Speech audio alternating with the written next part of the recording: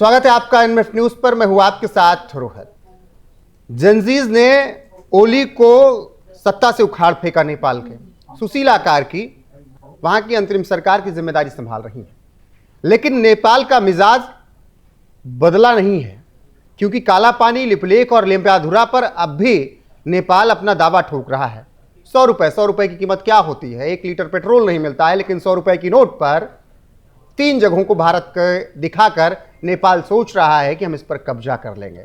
किसके इशारे पर? यह बताने की जरूरत नहीं है, पड़ोसी चाइना। लेकिन भारत और चाइना के रिश्ते इस बीच ठीक हुए हैं, नेपाल को झटका इससे लगा है।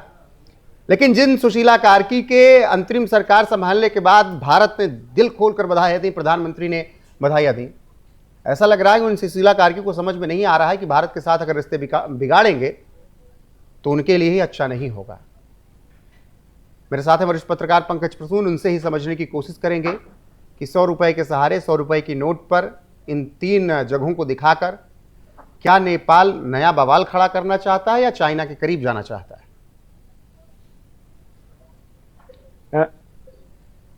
रोहित जी, अगर करेंसी नोट पे फोटो छापने से टेरिटरी मिलने लगता तो चाइना के करेंसी नोट पे पूरा हिमालय छपा हुआ है, इंक्लूडिंग नेपाल। हाँ, तो नोट पे छापने से क्या होता है? इसलिए मैं कहता हूं कि पढ़ाई लिखाई बहुत जरूरी है। और लिखाई क्या है मैं आपको बताता हूं। आपने ट्रीटी ऑफ सुगौली का शायद नाम सुना होगा। जी जी। 1816 में भारत और नेपाल यानी और नेपाल एक समझौता हुआ था, और यह कहा गया था कि नदी एक है, सुगौली रिवर है, और वो सुगौली रिवर के इस तरफ भारत रहेगा और उस तरफ नेपाल रहेगा। ठीक है। अब वो नदी के ऊपर आश्रित था, साफ साफ लिखा हुआ है कि रिवर। अब इन 200 सालों में उस नदी ने अपनी धारा मोड़ ली। अब धारा मोड़ ली तो नदी लिखा हुआ है, तो नदी है, उसमें कोई ऐसा मेंशन तो है नहीं। तो आज भी नदी के इस तरफ भारत है, उस तरफ नेपाल है जी। अब नेपाल का यह कहना है कि नदी का डायरेक्शन बदल गया, तो हम क्या करें? तो भाई ये नदी से जाके पूछो कि क्या करना है।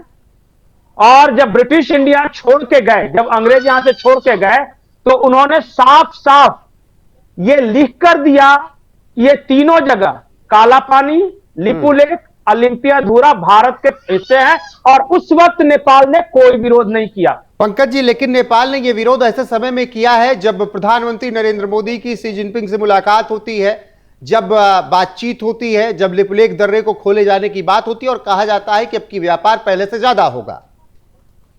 बिल्कुल, भारत और चाइना दोनों एग्री हैं। चाइना मानता है कि लिपुलेख जो है वो भारत का है और वहां से व्यापार करना चाहता है।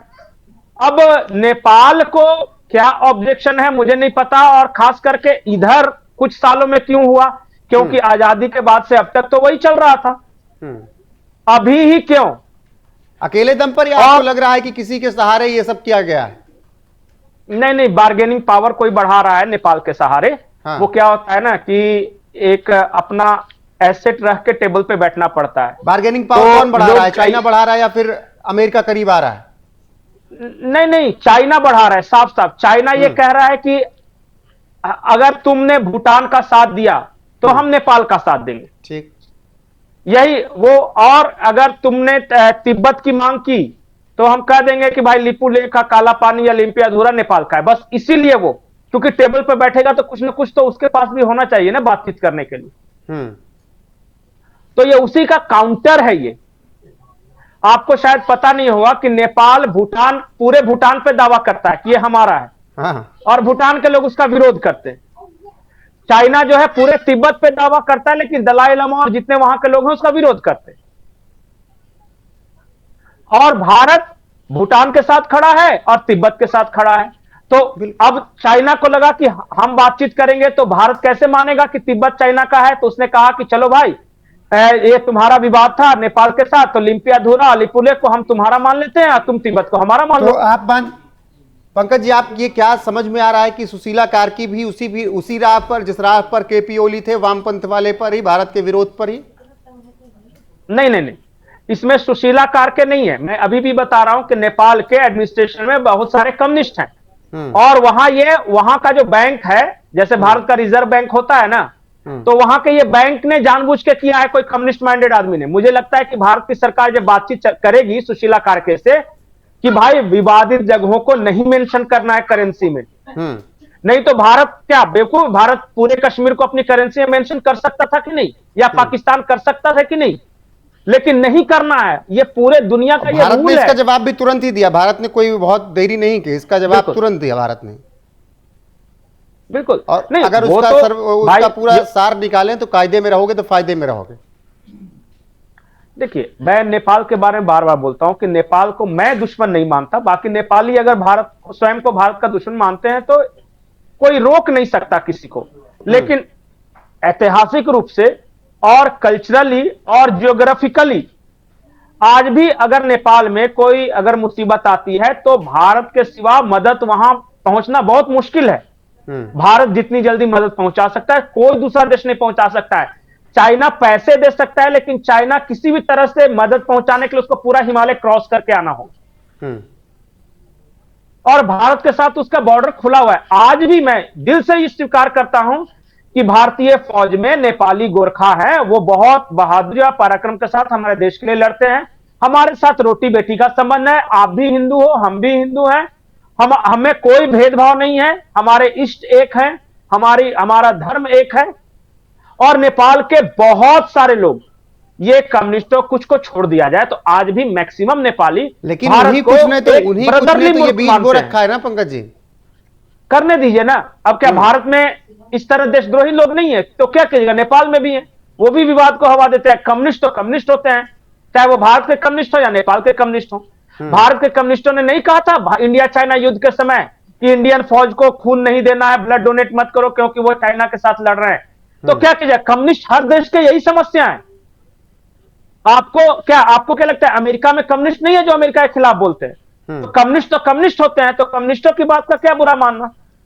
मुझे अभी भी पूरा विश्वास है कि सुशीला कार्के जी जो कि बनारस से पढ़ी है, बीएचयू की प्रोडक्ट है, वो एक बार जरूर इस मामले को देखेंगी। और नेपाल के हित में नहीं है भारत के साथ संबंध खराब करना, और भारत के हित में भी नहीं है।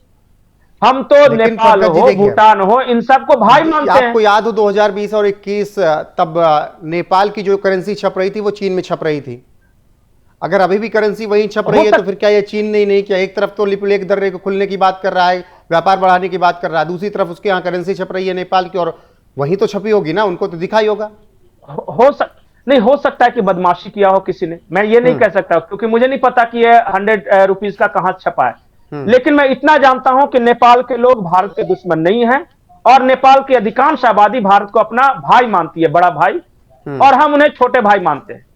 और प्रधानमंत्री नरेंद्र मोदी जब नेपाल में भूकंप आया था तो सबसे पहले प्रधानमंत्री थे, कोई भी देश का राष्ट्राध्यक्ष पहला थे जिन्होंने कहा था कि नेपाल का दर्द हमारा दर्द है।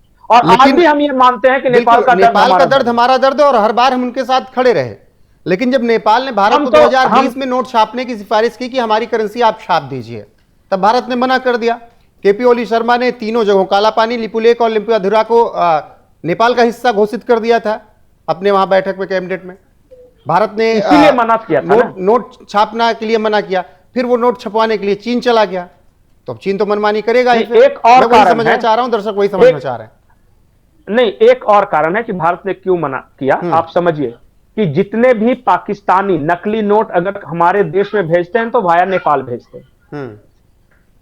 अगर हम नेपाल की करेंसी अपने यहां छापना शुरू करते तो पता चला कि ये फ्लो बढ़ने के चांसेस थे।